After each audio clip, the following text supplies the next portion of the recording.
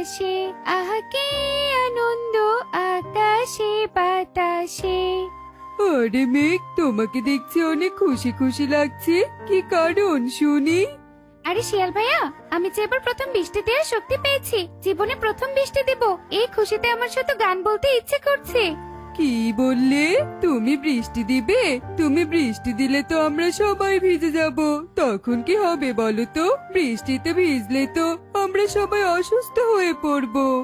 কিন্তু শিয়াল, আমার তো কিচ্ছু করার নেই, বৃষ্টি আমাকে দিতেই হবে। তুমি এক কাজ করো, বনের সবাইকে চিৎকার করে বলে তুমি তোমার গুহায় চলে যাও, আর একটু পর আমি বৃষ্টি দিচ্ছি। মেঘ, তোমাকে অসংখ্য ধন্যবাদ আমাদের সময় দেওয়ার জন্য। আমি এক্ষুনি যাচ্ছি।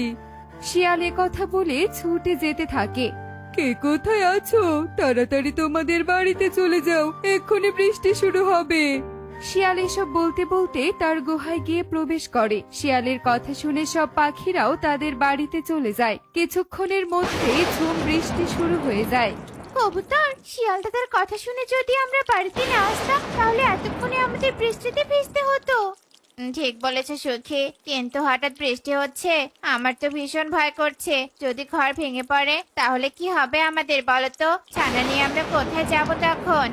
কবুতর, তুমি এত চিন্তা করছো কেন? অনেক মাস পর সবেমাত্র বৃষ্টি শুরু হলো, রাত হতে দেখবে বৃষ্টি থেমে গেছে। আর কাল বৃষ্টি না থামলে আমরা আমাদের বাড়িটা সারিয়ে নিব, বুঝেছো? এখন চলো জানালার পাশে গিয়ে বৃষ্টি আমরা উপভোগ করি। এরপর সুখী, পারুল আর কবুতর জানালার পাশে দাঁড়িয়ে বৃষ্টিকে উপভোগ করতে থাকে। দেখতে দেখতে রাত হয়ে আসে, কিন্তু বৃষ্টি যেন থামার কোনো নামই নিচ্ছিল না। রাত হয়ে গেছে, আর কত বৃষ্টি দিব? আমি বরং মাতার কাছে যাই, বৃষ্টি বন্ধ করার অনুমতি নিয়ে আসি। এরপর মেঘ তার মাতার কাছে চলে যায় আর বৃষ্টি বন্ধ করার অনুমতি চায়। না মেঘ, তুমি তো বৃষ্টি কিছুতেই বন্ধ করতে পারবে না। আমাদের একটা নিয়ম আছে, যে মেঘ জীবনের প্রথম বৃষ্টি দিবে তাকে একটানা বৃষ্টি দিতেই হবে। যদি তুমি 3 দিন বৃষ্টি দিতে অক্ষম হও, তাহলে আর কখনোই বৃষ্টি দিতে পারবে না। বলো, তুমি কি করবে? না না মাতা, বৃষ্টি দিতে আমার খুব ভালো লাগছে। সারা জীবন আমি বৃষ্টি দিতে চাই। আপনি কোনো চিন্তা করবেন না মাতা, আমি টানা 3 দিন বৃষ্টি দিতে পারবো। মেঘ কথা বলে সেখান থেকে চলে যায় আর বৃষ্টি দিতে থাকে। সারা রাত বৃষ্টি হওয়ার কারণে পাখিদের ঘরবাড়ির অবস্থা শোচনীয় হয়ে যায়। টোনা, সারা রাত বৃষ্টি হয়েছে, এই বৃষ্টি থামার যে আর কোনো নামই নিচ্ছে না। আমাদের ঘরে যা ছিল সারা রাত আমরা বৃষ্টির পানি সেগুলোতে ভরিয়েছি, এবার কিসে পানি রাখবো বলো তো? চালের ফুটো দিয়ে তো ঘর আমাদের ভেসে যাবে। জানি না গো টুনি, আমাদের কপালে যে কি আছে সেটা উপরওয়ালাই জানে। টোনাটুনি যখন এভাবে বলছিল, তখন বৃষ্টির বেগ আরো বাড়ছিল। মুহূর্তের মধ্যেই বৃষ্টির সাথে বাতাসের বেগও বেড়ে যায় আর টোনাটুনিদের ঘরের চাল উড়ে যায়। সর্বনাশ, টোনা, আমাদের ঘরে চাল যে উড়ে গেল। এখন আমাদের সহ আমাদের ছানাও যে বৃষ্টিতে ভিজে যাবে। না টুনি, আমাদের যা হয় হোক, ছানার যে কিছুই হতে দেয়া যাবে না। চলো আমরা টুকিকে নিয়ে সুখী দিদির বাড়িতে যাই। এরপর টোনাটুনি আর টুকি কচু পাতা মাথায় দিয়ে কোন রকম সুখীদের বাড়িতে যায় আর গিয়ে দেখতে পায় সুখীদের বাড়ি ভেঙে পড়ে গেছে আর তার ভেতরে সুখীরা আটকে আছে। কে কোথায় আছো? আমাদেরকে বাঁচাও, আমরা যে ঘরের নিচে চাপা পড়ে যাচ্ছি, বাঁচাও। হায় খোদা, এসব আমাদের সাথে কি হচ্ছে? টোনা, এক্ষুনি সুখী দিদিদের উদ্ধার করতে হবে। মা টুকি, তুই এই কচু পাতা নিয়ে এখানে দাঁড়িয়ে থাক। এরপর টোনাটুনি ছুটে চলে যায় সুখীদের উদ্ধার করতে। তারপর টোনাটুনিরা ভাঙা ঘর সরিয়ে সুখীদের উদ্ধার করে। এদিকে একে একে সবার ঘর বাড়ি ভেঙে যায়। তাই এই বৃষ্টিতে বনের সবাই গুটিসুটি হয়ে গাছের এক কোণে দাঁড়িয়ে থাকে। হে উপরওয়ালা, এই ঘর ভাঙা ঝড় তুমি কেন দিয়েছো? আমরা যে অসহায় পাখি, বাড়িঘর হারিয়ে এখানে বৃষ্টিতে ভিজতে আমাদের ভীষণ কষ্ট হচ্ছে। টনি, এভাবে কেটে লাভ নেই, আমাদের মেঘের শরণাপন্ন হতে হবে। একমাত্র মেঘই পারবে এই বৃষ্টি থামাতে। ময়ূরী দিদি, তুমি ঠিকই বলেছো, তোমরা সবাই ছানাদের রক্ষা করো। আমি আর টোনা মেঘের কাছে যাচ্ছি, দেখি এই ঝড় আমরা থামাতে পারি কিনা। এরপর টোনাটুনি বৃষ্টির মধ্যে বেরিয়ে পড়ে আর উড়তে উড়তে মেঘের কাছে চলে যায়। একে পাখিরা, তোমরা আমার এখানে এলে কি করে? মেঘ, সে অনেক কথা। আমরা অনেক কষ্ট করে তোমার কাছে এসেছি। তোমার দেয়া বৃষ্টির কারণে যে আমাদের ঘরবাড়ি সব ভেঙে গেছে, ছানাদের নিয়ে আমরা বড় বিপদে পড়েছি। দোহাই লাগে, তুমি এই বৃষ্টি থামিয়ে দাও, নইলে যে আমাদের সবাইকে বৃষ্টিতে ভিজে মরতে হবে।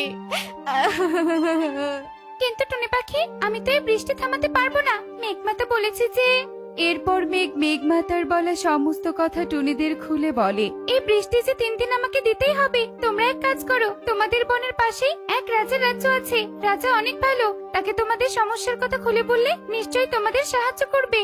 আচ্ছা ঠিক আছে মেঘ, আমরা বরং তাই করছি। টোনা চলো, আমাদের এক্ষুনি পাশের বনের রাজ্যে যেতে হবে। এরপর টুনি তাদের বনে ফিরে যায় আর বনের সব পাখিরা সহ পাশের রাজ্যে চলে যায় আর রাজাকে তাদের সব সমস্যার কথা খুলে বলে। তোমরা এত বিপদে পড়েছো আর আমরা কিছুই জানি না। মন্ত্রী, মন্ত্রী, কোথায় তুমি? এক্ষুনি এদের থাকার ব্যবস্থা করো। কিন্তু রাজামশাই, আমাদের বনে তো তেমন কোনো খালি জায়গা নেই। এতগুলো পাখিকে আমি কোথায় জায়গা দিব? কেন মন্ত্রী, পাশেই তো আমার পুরনো বড় বাড়ি আছে, সেখানেই সব পাখির জায়গা হবে। তুমি না হয় সেখানেই থাকার ব্যবস্থা করো। রাজামশাই, বিল্ডিংটা তো অনেক পুরনো, সেখানে সাপ থাকতে পারে। এর থেকে আমি এদের তাঁবু টাঙিয়ে থাকার ব্যবস্থা করি। আচ্ছা ঠিক আছে মন্ত্রী, এই বৃষ্টিতে তুমি সেটাই করো, না হলে যে এদের জীবন যাওয়ার ঝুঁকি থাকবে। এরপর কালু সেই বৃষ্টিতে তাঁবু টাঙিয়ে সব পাখিদের থাকার ব্যবস্থা করে দেয় আর টুনিরা তাঁবুতেই থাকতে শুরু করে। যাক বাবা, এই পাখিদের একটা ব্যবস্থা করে দিয়েছি। পুরনো বিল্ডিং এ গেলে আমি একদম হাতে নাতে ধরা পড়তাম। অল্পের জন্য বাঁচলাম বাবা, এখন আমি বাড়িতে চলে যাই। এরপর কালু তার বাড়িতে চলে যায়। এদিকে প্রচন্ড বাতাসের কারণে টুনিদের তাঁবু দুলতে থাকে। টনি, যে ঝড় শুরু হয়েছে, মনে হচ্ছে এক্ষুনি তাঁবু উড়ে যাবে। বাচ্চাদের নিয়েছে, আমরা আবারও বিপদে পড়ে যাব। সুখী বলতে না বলতেই তাঁবু বাতাসে উড়ে যায় আর টুনিরা তাদের বাচ্চা সহ আবারও বৃষ্টিতে ভিজতে থাকে। এটা আমাদের সাথে কি হচ্ছে? তবে কি বৃষ্টিতে ভিজেই আমাদের মরতে হবে? না, আমরা এই রাতের অন্ধকারে আবারও রাজামশাইয়ের কাছে যাব। ওই মন্ত্রী ইচ্ছাকৃত আমাদের ভালো থাকার ব্যবস্থা করেনি। রাজামশাইকে বললে নিশ্চয়ই কোনো একটা ব্যবস্থা করবে।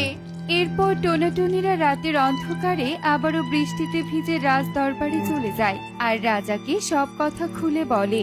রাজামশাই, আপনি যদি কিছু মনে না করেন, আপনার পুরনো বাড়িতে আমাদের থাকার অনুমতি দিন, আমরা সেখানেই থাকতে চাই। কিন্তু টোনো, সেখানে পোকামাকড়ের কারণে তোমাদের প্রাণ যেতে পারে। রাজামশাই, বৃষ্টিতে ভিজে মরার চেয়ে ঝুঁকিপূর্ণ জায়গা পরিষ্কার করে থাকা অনেক ভালো। আপনি শুধু অনুমতি দিন। এরপর রাজা টোনাদের অনুমতি দেয় আর টোনাদের সেই পুরনো বড় বাড়িতে নিয়ে যায়। আর গিয়ে তো রাজা ইগলের চোখ কপালে উঠে যায়। এ কি, এই বাড়ি তো একদম পরিষ্কার। সর্বনাশ, ঘরে তো অনেক হিরে জহরত। তার মানে কি মন্ত্রী আমাকে মিথ্যে বলেছে? এসব গরিব দুঃখীকে দান না করে চুরি করে আমার পুরনো বাড়িতেই রেখেছে। টোনা, তোমরা এই বাড়িতেই আজ থেকে থাকবে, আর ওই মন্ত্রীর একটা ব্যবস্থা আমাকে করতেই হবে। রাজা ইগল রেগে সেখান থেকে চলে যায় আর পরের দিন মন্ত্রী কালুকে ধরে নিয়ে আসে।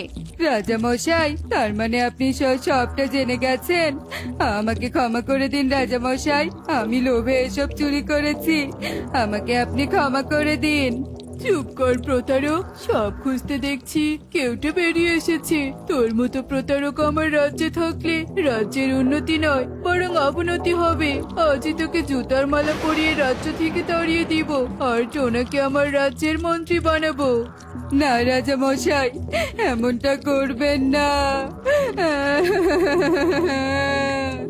রাজা কালুর কোনো কথাই শোনে না, জুতোর মালা পরিয়ে কালুকে রাজ্য থেকে তাড়িয়ে দেয়। তো বন্ধুরা, প্রতারকের সাথে আপোষ নয়, চরম শাস্তি দেয়াই উত্তম।